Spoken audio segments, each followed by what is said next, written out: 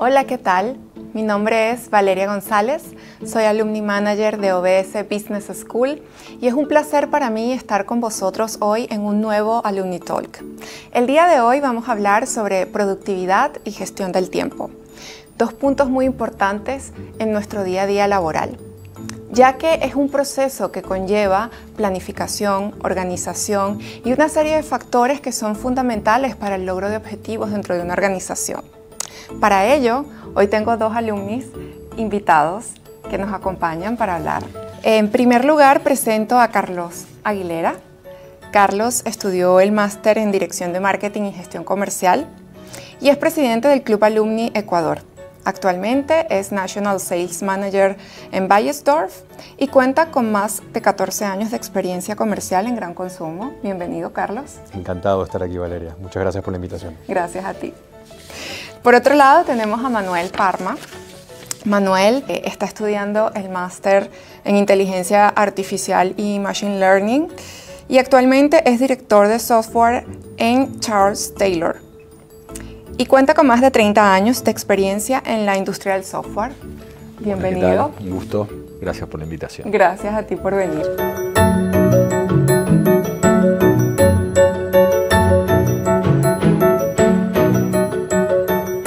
Pues bueno, chicos, hoy vamos a hablar de una temática realmente interesante porque somos personas que trabajamos, en vuestro caso, gestionáis equipos, ¿no? Entonces, ¿cómo la gestión del tiempo y la productividad inciden en la consecución de objetivos, en el logro de resultados y en una serie de factores que hacen que el equipo esté motivado, organizado y bueno, y contento, ¿no? Al final, para que puedan cumplir con sus tareas y sus proyectos. Entonces, bueno, lo que vamos a hacer es hablar un poquito sobre vuestra experiencia, que seguro a nuestra comunidad le va a inspirar bastante. Y bueno, si te parece, empezamos contigo, Carlos. Perfecto, encantado. Tú, como National Sales Manager en Gran Consumo, tienes una trayectoria muy importante y es un sector donde la rapidez es fundamental y correr, ¿no? para conseguir los objetivos, la cuota de mercado. Definitivamente. Entonces, ¿qué estrategia utilizas para que tus equipos de venta estén motivados y que a la vez sean productivos en un entorno que es tan competitivo y dinámico? Uy, qué buena pregunta. Si me permites, la divido en tres partes y voy a profundizar las tres partes en cada momento. Número uno, definitivamente establecer prioridades claras, que suena muy obvio, pero no te imaginas la cantidad de veces que he vivido proyectos comerciales en empresas de gran consumo de renombre, en donde los diferentes departamentos, al no tener un objetivo en común, se chocan entre sí y toma mucho más tiempo y desorganización. Entonces te diría que la número uno, establecer prioridades muy claras. Número dos, definitivamente tener una correcta planificación. Llámese tener ensayos de tiempo o un timeline del proyecto que vas a gestionar con tu equipo, en donde cada miembro de la organización de ese equipo tenga muy claro lo que tiene que hacer y cuándo lo tiene que hacer. Y número tres, te diría que una correcta delegación, que también al igual que el punto número uno puede sonar muy obvio, pero los líderes a veces pecamos de creer que delegamos sin haber hecho la tarea previa. ¿Y a qué me refiero con la tarea previa? Creo que definitivamente es delegar y es poner a la persona correcta en el momento correcto, en el puesto correcto. Eso es para mí el primer paso y la tarea previa a delegar, a tener una delegación eficaz en tus proyectos comerciales. Wow, la verdad que sí, y más que todo en entornos comerciales, ¿no? Donde hay tanta presión, donde, bueno, hay una rapidez muy grande en los equipos comerciales de una organización. Y bueno, tú que tienes a cargo una serie de personas, tener aspectos, las prioridades claras, una correcta planificación y delegar correctamente, creo que eso, como tú bien dices, te tiene que funcionar muy bien, ¿no? Para poder llegar a los objetivos, poder cumplir esas metas. Totalmente. Pues bueno, muy interesante. Bueno, Manuel, y según tu experiencia como director de software, ¿qué consideras que es clave en la organización para promover que los empleados gestionen el tiempo de manera efectiva? Bien, bueno, mucho de lo que dice Carlos es correlativo en todas las áreas de las empresas. Creo que los objetivos es crucial. Nosotros en software, afortunadamente, digo afortunadamente porque es algo que se explotó desde hace muchos años, trabajamos con metodologías ágiles y eso permite tener objetivos a muy corto plazo y esto le permite a la gente gestionar mucho mejor sus tiempos. Esto se ajustó muy bien en la época de pandemia, fundamentalmente, en donde como el plazo son 2 semanas y los objetivos son prácticamente de días, entonces uno va evaluando continuamente a esta persona y la persona tiene claro qué es lo que tiene que hacer, sin tener un montón de tareas, sino que tienen una tarea a la vez. La serialización de tareas en el recurso es fundamental porque en la experiencia tener recursos que manejan mucho más de una sola tarea en paralelo, en general lo que sucede es que se pierde productividad. Y por otro lado esto nos da la capacidad de manejar el estrés del equipo. Porque en software también sufrimos el tema del just in time, de llegar en momentos y demás. Obviamente lo que comentaba Carlos de la delegación para nosotros es crucial y esto se genera como un árbol de diseminación que es con esta metodología, que son Scrum o Kanban, son muy parecidas, en donde se va armando un árbol de estructuras y de comunicaciones. Entonces, también por otro lado, cuando uno está más arriba en una dirección y demás, lo que va generando son lo que llaman Scrum de Scrum Meetings, ¿no? Que le permiten tener reuniones regulares con los distintos niveles, con el nivel 1 y nivel 2 que reportan a él, para tener una información directa de esas personas. Y por otro lado, también hacemos reuniones 1 a 1 semanales con cada una de las personas en donde no solo tratamos el tema de la compañía, sino la cuestión personal de cada uno. Entonces vamos viendo cómo hacer el empowerment de estas personas, ¿no? Empoderarlos de alguna manera para ir gestionando al recurso en sí, darle herramientas, solucionándole problemas y demás. En definitiva, en mi definición personal, un manager y cuanto más arriba es un facilitador fundamentalmente. Nosotros tenemos que lograr facilitar el trabajo a las personas. O sea, nuestro nivel de servicio tiene que ser el más alto de la compañía. Cuanto más arriba uno está en la compañía, mayor capacidad de servicio tiene que tener con respecto al resto de los recursos. Pues los últimos recursos en esa categoría son los que ejecutan y son probablemente la pieza más importante en el trabajo final. Obviamente en la decisión no, pero sí en el trabajo final. Entonces hay que gestionarlo muy bien. Wow, Manuel, o sea, he apuntado varias cosas porque realmente tocas temas muy interesantes y más en un sector que también tiene como una manera de actuar muy de metodología, ¿no? Sí, como bien comentas. Y lo que dices es tan interesante porque independientemente, bueno, y aquí es opinión, de que sea algo así más estructurado, creo que suele pasar en muchas organizaciones o departamentos, ¿no? Porque el hecho de tener muchas tareas genera poca productividad. Parece que es 2 más 2 son 4, pero esto, ¿cómo cuesta culturalmente en ciertas organizaciones, ¿no? Y la gestión del estrés, obviamente, o sea, hay equipos que tienen muchos proyectos, un timing muy ajustado y obviamente muy bien no se encuentran. Entonces, ¿cómo me parece interesante que no solo gestionan la parte del proyecto en sí o de la metodología, sino también ese one-to-one del que hablabas para saber cómo está la persona? Exacto. O sea, me parece muy interesante, ¿no? Y a medida de que más escalas, como eres un facilitador de tus equipos. Teniendo en cuenta esto que venimos hablando, me gustaría saber qué crees tú, o sea, o qué impacto crees que han tenido las nuevas metodologías a la hora de gestionar grandes equipos. A ver, te diría que esa respuesta ha evolucionado los últimos 15 años que tengo en consumo masivo enormemente. Como bien dije, me gustó una frase que dijiste al inicio, Valeria, y consumo masivo, al igual que todas las industrias, son muy orientadas a resultados. la diferencia de consumo masivo es que si se te escapa un día no llegas a tu objetivo final.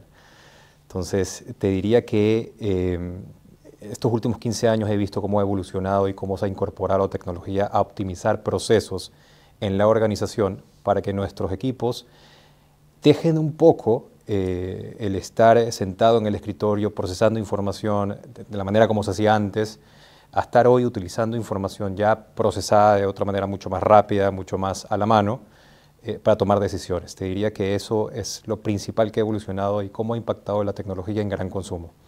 Hoy en día los retailers más importantes del mundo manejan plataformas en donde tú puedes tener la información de venta, market share, tuya, tu competencia, lo que ocurre en una zona del país o inclusive una zona de la ciudad de manera inmediata. Eso no ocurría hace 15 años, ni mucho menos. Y te diría cómo estas empresas, sobre todo de gran consumo y grandes, han involucrado en sus procesos esta optimización para los recursos. Y yo como líder, al igual que tú decías, me encanta la palabra que decías, facilitador, saber elegir qué tipo de plataforma tecnológica es la que me sirve en este momento a mí, en mi industria, con mis clientes. Eso ha sido fundamental. Claro. Cómo ha aportado esta evolución en los últimos 15 años. Y te digo 15 años para atrás, viendo para atrás. Pero esto para adelante va a cambiar y Manuel creo que va a profundizar mucho más cómo la inteligencia artificial hoy en día es nuestro aliado para tomar decisiones en gran consumo. Además, es maravilloso porque en gran consumo la rapidez con la que van con el I+D, ¿no? Entonces, por un lado, a nivel de producto, van apostando para renovar el packaging, para mejorar el producto en sí, para que sea más ideal para el consumidor. Pero claro, a la vez tenéis que ir rapidísimo también con toda la estructura tecnológica para ser eficaces con el cliente, ¿no? Sobre todo con el cliente. Yo I+D me imaginaba consumidor, pero también el cliente que puede ser un supermercado o otro tipo B2B, Totalmente. ¿No? Entonces... Que va de la mano, perdón que te interrumpa, que va de la mano con la exigencia hacia sus proveedores, es decir, a sus clientes, a sus proveedores de gran consumo. Los retailers, los supermercados, las droguerías también invierten en plataformas tecnológicas que a ellos les aporta en toma de decisiones y demandan que sus proveedores, los más grandes por lo menos, vayan de la mano con esta inversión. Obviamente, sí. Obviamente, o sea, tiene que haber un match bien importante en ese sentido. Estupendo. Muy interesante. Creo que trabajáis en dos sectores que realmente van a una rapidez increíble, ¿no? Y sigo contigo, Manuel. Y esto es una pregunta que me llama mucho la atención porque obviamente hemos tenido la oportunidad de hablar y me gustaría saber cuáles son las mejores prácticas que tú empleas con tus equipos teniendo en cuenta que tienes una diversidad de equipos en diferentes partes del mundo. ¿Cómo haces para gestionar eso, no solo a nivel de tiempos, de eficacia, sino también a nivel cultural? Bien. Bueno, sí, particularmente tengo equipos en India, en Inglaterra. Aquí en España tengo colegas, no tengo equipo en estos momentos. Y después en Latinoamérica, tanto en Argentina como en Perú. Con lo cual tenemos un time shift de 12 horas y media entre punta y punta. Respecto al manejo de tiempos, lo que tratamos de respetar es siempre el horario de los equipos y aprovechar esa sinergia que se puede dar en los distintos lugares. Particularmente los equipos de India tienden más a lo que es Londres, el mercado de Londres, con lo cual la diferencia horaria es un poco menor. Y no tengo líderes de Latinoamérica sobre la India, sino que lo que buscamos son líderes en Inglaterra, del mismo culturalmente que la gente de la India. Es gente que vive en Inglaterra, son residentes hace muchísimos años, pero son de origen también indio. Y esto permite un mejor match cultural, entendimiento, formas de trabajar, porque cambia muchísimo entre una cultura y otra las formas de gestionar, delegar, y las formas de relacionarse día a día con estas culturas que son diferentes a las occidentales. Con Latinoamérica pasa lo mismo, porque en Latinoamérica nuestros equipos se orientan más a nuestros mercados de Latinoamérica e Iberia, en donde hay más afinidad lingüística, hay más afinidad cultural. Entonces eso también da, no solo internamente, sino con los clientes, una mejor sinergia, porque en definitiva estamos atendiendo clientes. A veces no estamos directamente con el cliente, pero sí muchas veces indirectamente y algunas veces tenemos client face con el cliente en sí. Entonces necesitamos culturalmente hablar los mismos idiomas en cada lado. Los tiempos son diferentes, las necesidades son diferentes. En general no hay muchas recetas, pero sí volver a la metodología anterior, ¿no? Mantener reuniones 1 a 1, tratar de hablar con estas personas. En lo personal estoy justo en el medio, entonces me permite tener un overlapping. No podría gestionarlo si tengo equipo en Australia, por ejemplo, y no tengo un overlapping de tiempo contra ese equipo. Entonces siempre, todos los días, tengo contactos con los equipos de las dos regiones y llegamos a generar algún contacto entre nosotros.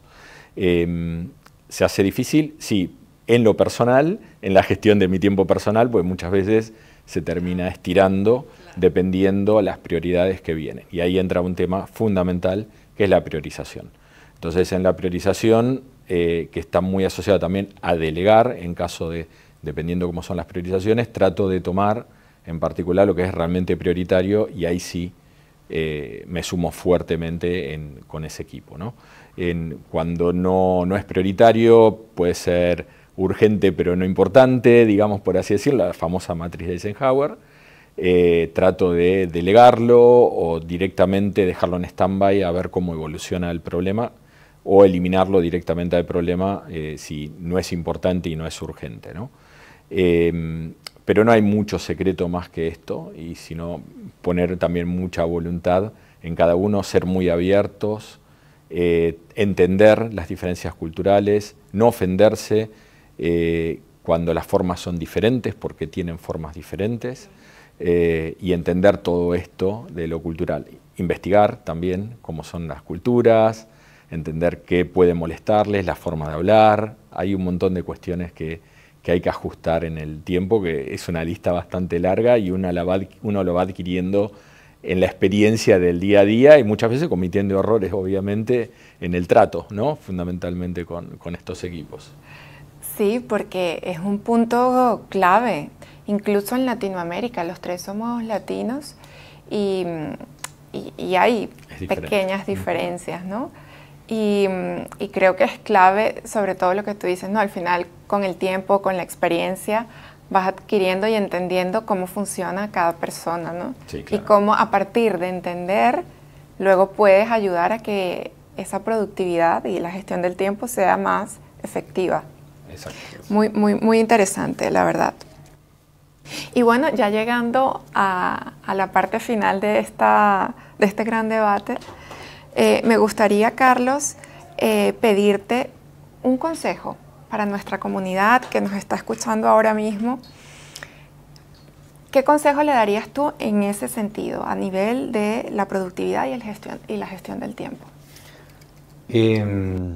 A ver, te diría, Valeria, gracias por la pregunta, que definitivamente estar en tendencia con las nuevas tecnologías, plataformas que te ofrece hoy la industria tecnológica es fundamental. Yo creo que esa respuesta es la esperada. Y si bien es cierto, es la esperada, es importante y hay que estar siempre.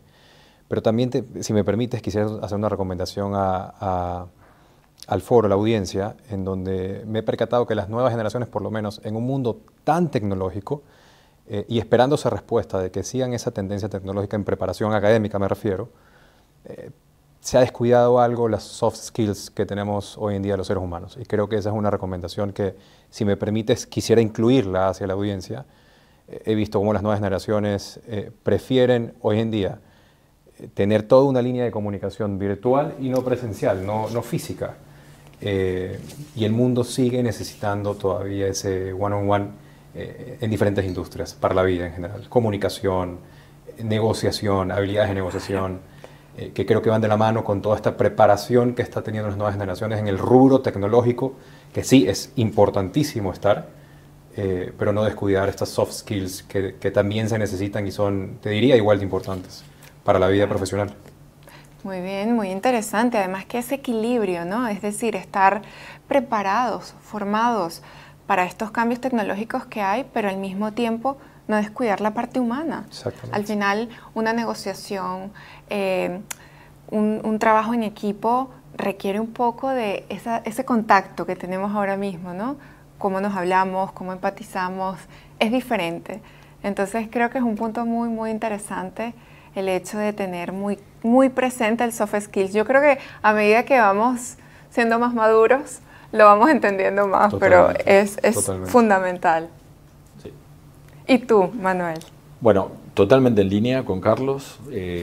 Trato de promover internamente en la compañía, traten de hablar cara a cara, no chateen tanto, que es, se pierde muchísima comunicación, muchísima información, y yo a mi gente le digo, ojo, que cuando ustedes envían un texto, la emoción la pone el lector.